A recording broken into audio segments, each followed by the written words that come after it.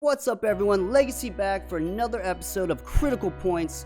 I am back, and it's been a long time. Got a lot of cool stuff we're going to talk about. New format, new design, new everything. So I hope you guys like it. And if you do like what I'm making, please like and subscribe and hit that notification bell. This is for anyone who ever had a dream. Take a risk, a chance. Open that door when opportunity knocks. Never give up. Just believe. Welcome to the ESL Mobile Open, your place to play.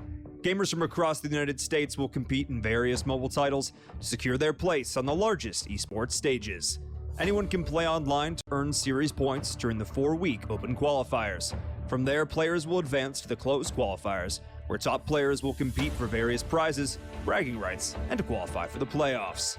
The playoffs will whittle down the field to our few remaining contenders, with the very best securing their place at the live finals.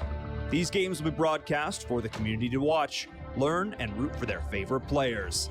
The finalists will win a trip to DreamHack Dallas to compete on the main stage of one of the world's largest esports events. The ESL Mobile Open will run year-round across 3 seasons, each culminating with a major LAN event with more prizes up for grabs. This is the ESL Mobile Open, where everybody can be somebody.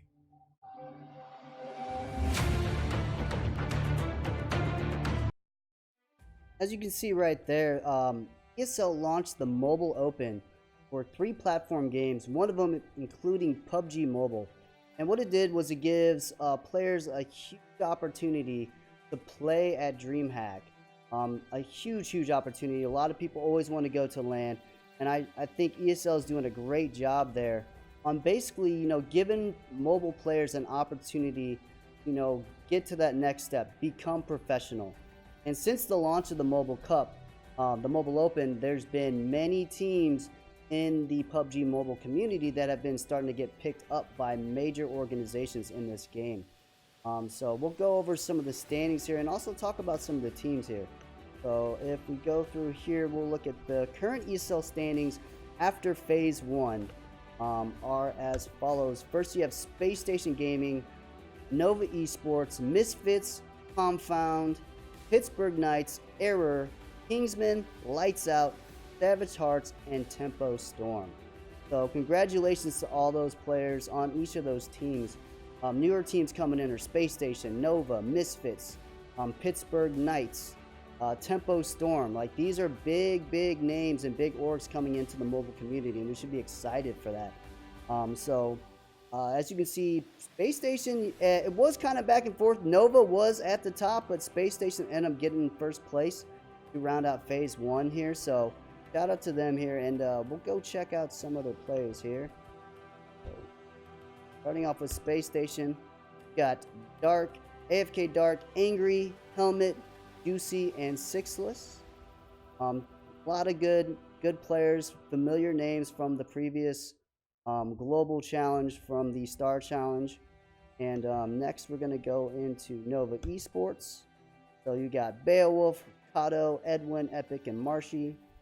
And then finally we'll check out Misfits roster here. Acer, Perksauce, Pyrrha, Rain, and Uneven. So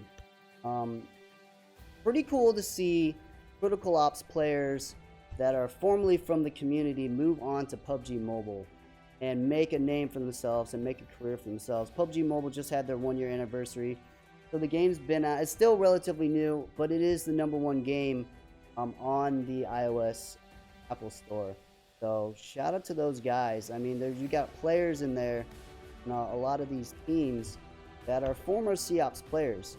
So I mean, if you go back to the standings here, you got players from Space Station, Nova, Confound, Pittsburgh Knights, Savage Hearts, like players like J7 and King A, Milio, Toast, Beowulf.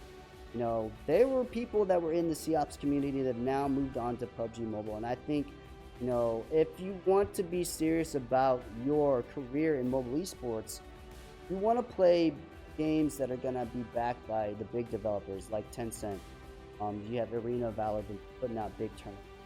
Now PUBG Mobile, and then another game that I'll be talking about later as well will be coming out by 10th summer. So congratulations to those guys. The top 50%, as you guys saw in the video, will be moving on to the next phase, and then I believe from there that they'll narrow it down to get who's going to go to DreamHack. So I will be following this the tournament and capturing highlights, very similar to what I used to do for COPS, and, you know, making big plays out. Hopefully I can get some interviews started. So if you guys have any connections with any of the people in the PUBG mobile community that you'd like me to interview or interested in being on the show, please let me know. Send me a DM on Twitter at D2RLegacy.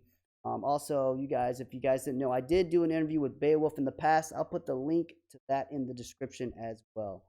The next thing I definitely want to talk about here is, speaking of PUBG Mobile, Mobcrush is doing a tournament themselves this weekend that I will also be playing in just for fun, just to see how I do. It's a solos tournament, and here's the information right here. And it's being brought to you guys by Major Gaming League. As you can see there, going to be a solo third-person tournament. First place gets 300, second place gets 150, and third place gets 50. I'll put the link in the description so you guys, if you want to sign up, you can go there, check it out. The last thing I want to talk about as far as Tencent and stuff goes is this.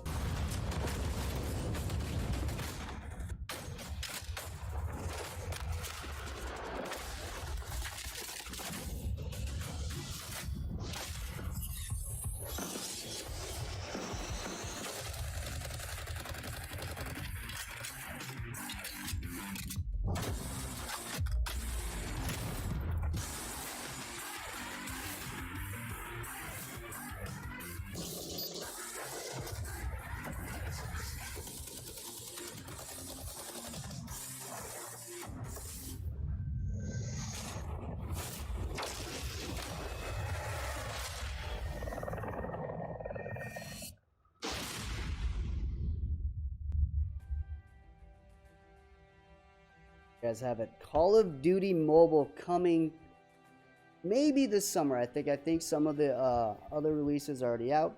But I highly suggest, if you want to start making content, streaming, giving yourself an opportunity to develop yourself on a brand new game, I think is very strategically important. It gives you a chance to build a fan base as the game is growing. And if you're really, really good at the game as well, it allows other people to watch you, your content, and your... I think since Tencent is developing the game, tournament-wise, I don't know what the competitive platform and stuff is going to be yet, or how it's going to play out. But what I do think is going to happen is they're going to follow the model that PUBG Mobile has, where the tournaments will be mobile only. As in, when I say mobile only, I mean phone only, and not tablets. So kind of be cautious of that. I'm excited for the game. I'm going to make content for it. I'm going to stream the game as well. I think it's going to be really cool. A nice, new, fresh opportunity. So that's basically that. I know there's a bunch of teams kind of already being put together. The biggest one, obviously, if you guys don't know, the community is SXC is back. So Joker and Judgment putting together a great roster right there. So you guys will already be behind, because those are some talented people there. So another thing I do want to talk about is Critical Ops. Why haven't I been putting out content? Why haven't I been doing anything? What happened to the Legends of COPS? Simply put, ran out of Legends. The last one I wanted to do was Cam. We're still working on that. And it's hard to make content for COPS currently for me right now, because there's no tournaments. And let's be honest, without the tournaments, I don't really, like, my main basis is interviewing people with highlights, reviewing the tournaments. I don't really have anything to go on right now. There's the COL League that is going on, but that's an EU competition. Haven't really seen any of the streams. But the NA scene is, I don't know, it's kind of not there. I've been working a long time to get the TL tournament going. Bridge the gap between the TL guys, to get the qualifiers set up. I'm putting in my own personal money for the prize pool. And, you know, it was always meant to be a community tournament. You know, there was never meant to be like this huge prize pool for the game. And right now, since there really isn't any prize pools, You know, I figured, you know, throwing in another 250 would be, you know, beneficial for the community. I've spoken with people from Valiance. No idea when they're doing another tournament. Don't know if they will ever do another tournament. And I just gotta say the talks that I've had between me and CF on trying to get this tournament going, they've kind of, I don't know how to put this, but it's really disheartening on how they've gone about their stuff. I'm not saying that they don't care about the competitive scene.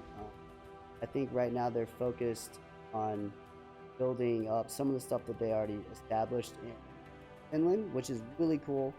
No shame against that. But, you know, Valiance was like the last major tournament organizer. I reached out because I wanted to help become a tournament organizer. That didn't really work out.